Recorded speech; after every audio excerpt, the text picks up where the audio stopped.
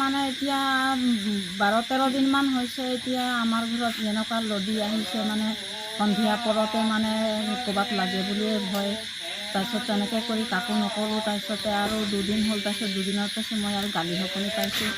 তাৰপিছতে নাই কোনোবা মানুহ হয় বুলিকে তাৰপিছত 3 দিন পিছতে আমি চেকিং কৰিবলৈ গৈছোঁ। সিফালে গৈ চাইছোঁ, তাৰপিছত কোনোৱে নাই। তাৰপিছতে ল'ৰা কেইটামান 15-16টামান ল'ৰা গৈ গোটেই চাৰিওফালে স্কুলত চেকিং কৰা হ'ল।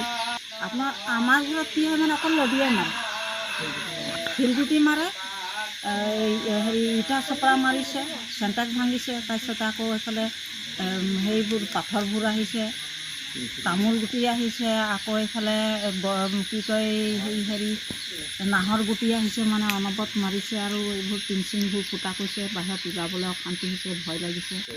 12-13 দিনমান হৈছে। কেনেকৈ পাইছোঁ মানে একে নিচিনা মাৰি থকাৰ কাৰণে এতিয়া 3-4 দিনমান যোৱাৰ পিছতে আমি ভাগৱত আৰম্ভ কৰিলোঁ। তাৰপিছতে সমাজক আমি নিমন্ত্ৰণ কৰি আনি এতিয়া ভাগৱত পাঠ এতিয়া আজি 4 দিন হৈছে ভাগৱত চলাই আছোঁ। তথাপি মানে দিনবেলা বুলি মানে বেলিটো সোমাইহে আকৌ এফালে য'ত ত'ত পিছে মানে লদি আহিয়ে থাকে, পৰিয়ে থাকে। মানে কোনফালৰ পৰা আহে মানে আমি অনুভৱ কৰিব নোৱাৰোঁ। তাৰপিছতে এই পাথৰবোৰ দেখি মানে আমি ভয় লাগি গৈছে। তেতিয়া এনেকুৱা যদি আমাৰ ল'ৰা ছোৱালী গাত পৰে তেতিয়া আমাৰ কি হ'ব? আমাকেই চামনে ইহঁতকে চাম?